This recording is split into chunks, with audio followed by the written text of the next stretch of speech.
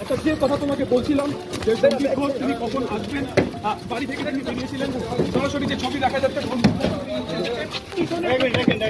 বাবু গতকালকে জিজ্ঞাসাবাদ করা হলো, আজকে কি বলবেন সন্দীপ বাবু?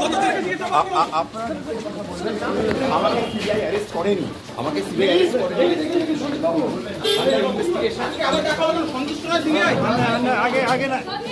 আগে না